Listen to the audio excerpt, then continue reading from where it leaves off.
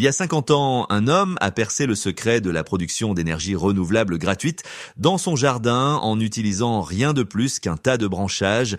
Son système a produit de l'eau bouillante pendant 18 mois d'affilée. Il a généré suffisamment de gaz pour faire fonctionner sa cuisine pendant une année entière.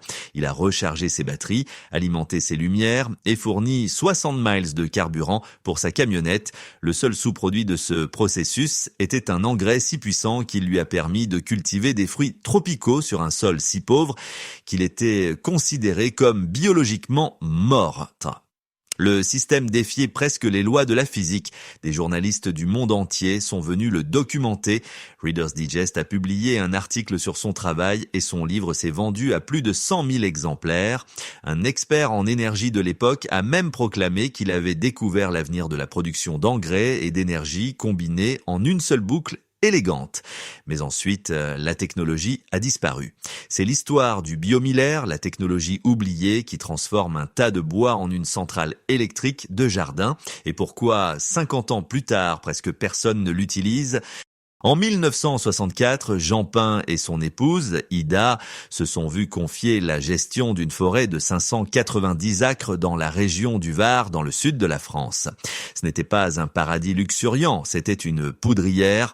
Le gouvernement français, terrifié par les feux d'été qui pouvaient anéantir des villages entiers, a imposé aux gestionnaires forestiers de créer des pare-feux. Jean s'est soudain retrouvé enseveli sous des montagnes de broussailles et de sous-bois. Pour le gouvernement, c'était un énorme problème d'élimination qui nécessitait un transport coûteux et des brûlages.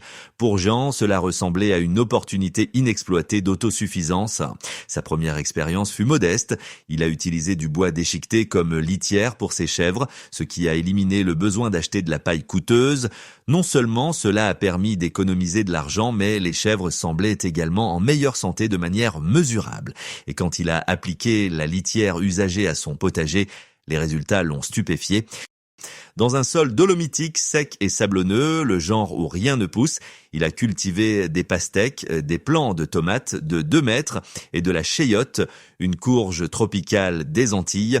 Les plantes tiraient même l'humidité directement du compost lui-même, de sorte qu'il n'avait pas besoin de les arroser. Son jardin était florissant, mais il a également fait une autre observation importante qui allait devenir son plus grand héritage. Il a remarqué que lorsqu'il commençait à empiler du bois déchiqueté en grands monticules et à les saturer d'eau, ces tas de compost généraient une quantité considérable de chaleur, une chaleur soutenue, mesurable et extractible, quelle que soit la saison ou la météo. Ce que Jean avait découvert était quelque chose que les jardiniers comprenaient superficiellement depuis le XVIIe siècle. Il y a 300 ans, les maraîchers français construisaient des couches chaudes de fumier en décomposition. Pour faire pousser des légumes tout l'hiver, les jardiniers britanniques ont utilisé le même principe pour cultiver des ananas un siècle plus tard. Mais ce que Jean était sur le point de faire avec cette puissance était d'une toute autre ampleur. Il ne voulait pas réchauffer un plateau de semis, il voulait chauffer une maison. Et enfoui quelque part à l'intérieur de ce monticule de copeaux de bois en décomposition se trouvait le mécanisme exact qui lui permettrait de le faire. Mais pour comprendre ce que Jean a construit, il faut d'abord comprendre ce qui se passait à l'intérieur de ce monticule. Lorsque des matières organiques telles que des copeaux de bois, des déchets alimentaires ou du fumier sont rassemblés en un tas et maintenus humides, des micro-organismes initient la décomposition aérobie.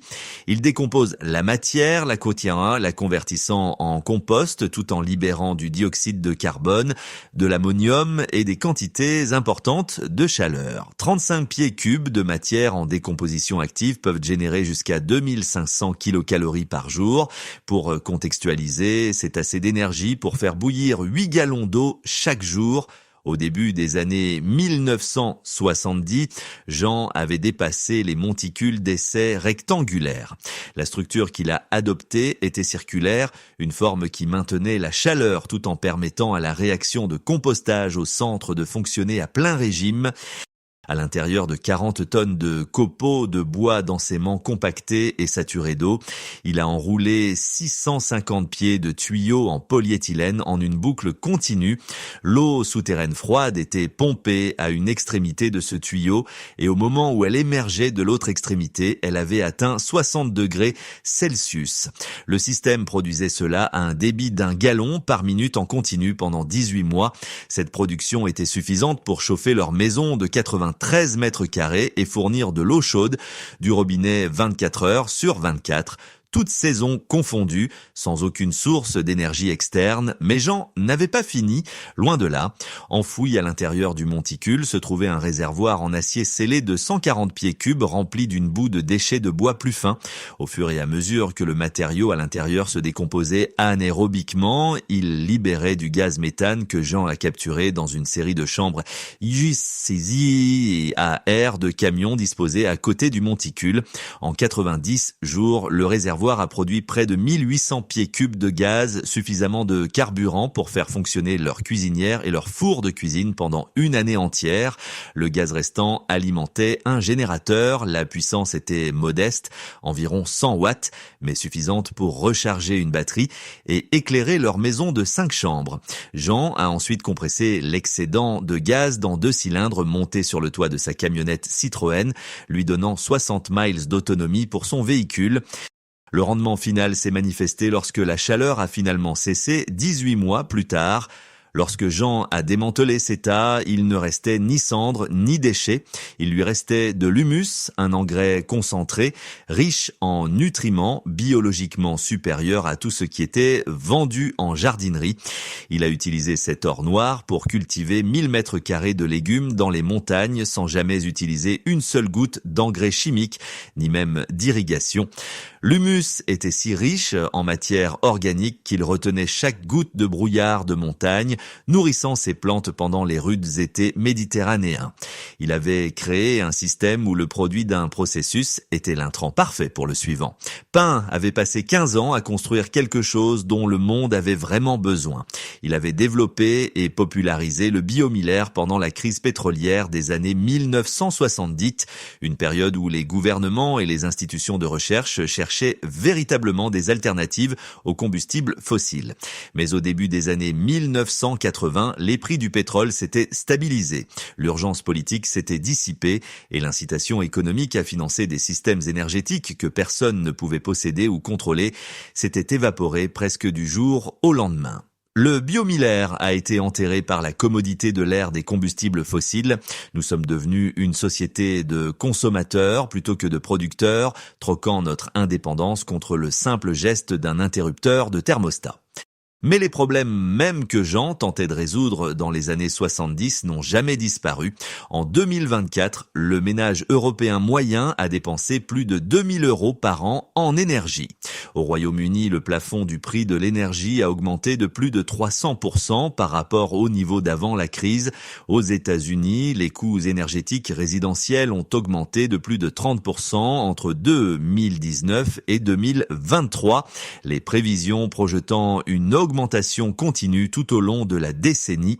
Pendant ce temps, les prix des engrais ont atteint des sommets historiques suite aux perturbations de la chaîne d'approvisionnement et aux conflits mondiaux.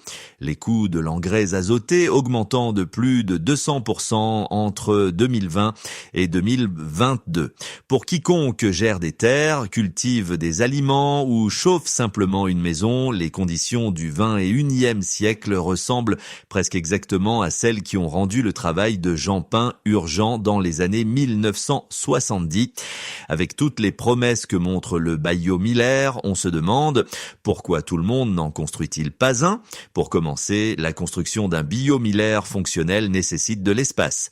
Pas un jardin et pas un jardin de banlieue. Le système de Jean consommait 40 tonnes de copeaux de bois et l'approvisionnement de ce volume de matière nécessite l'accès à une forêt. La construction elle-même est également simplement un travail physique, déchiqueter du bois, transporter du matériel, poser des tuyaux, saturer le monticule et surveiller les niveaux d'humidité. Ce n'est pas un projet de week-end et ce n'est pas un projet qui récompense l'impatience. Le système demande du temps pour que la population microbienne s'établisse et la température interne augmente progressivement au cours des premières semaines avant de se stabiliser. Pour ceux qui vivent en milieu urbain ou suburbain, l'application réaliste des principes de Jean Pin est tout simplement irréaliste. Il est facile de comprendre pourquoi les gouvernements ou les entreprises ne poussent pas non plus ce genre de solution. Contrairement au solaire, à l'éolien ou à la géothermie, il n'y a pas d'industrie de plusieurs milliards de dollars pour soutenir cela. Il n'y a pas d'avantage pour les entreprises ou d'argent à gagner, juste un homme dans les bois qui fabrique du carburant à partir de branchages en décomposition. Le biomiller n'a jamais été une solution énergétique grand public, mais le travail de Jean Pin n'a pas entièrement disparu.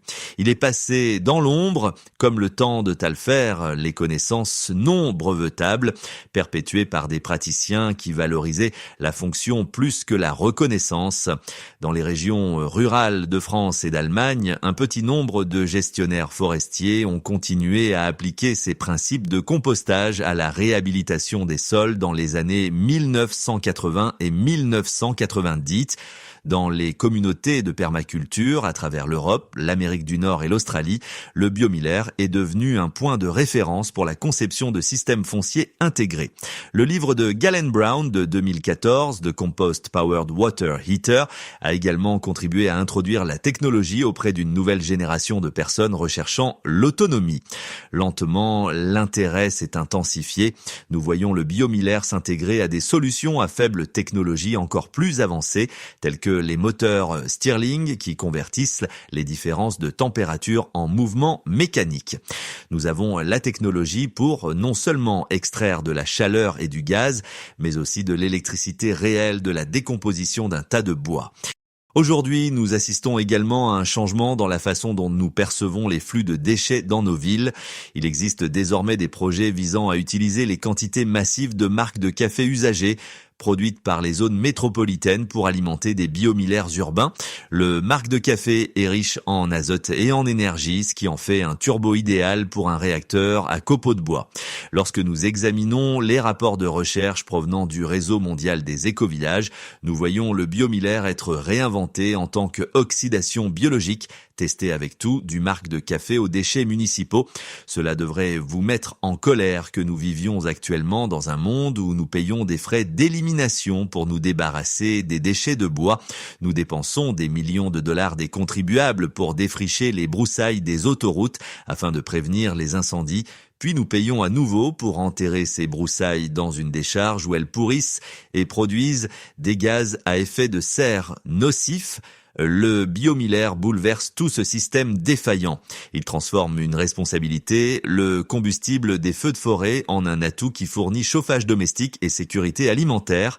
Si vous êtes un petit agriculteur ou un propriétaire foncier, vous êtes probablement assis sur une mine d'or d'énergie que vous payez actuellement quelqu'un d'autre pour enlever.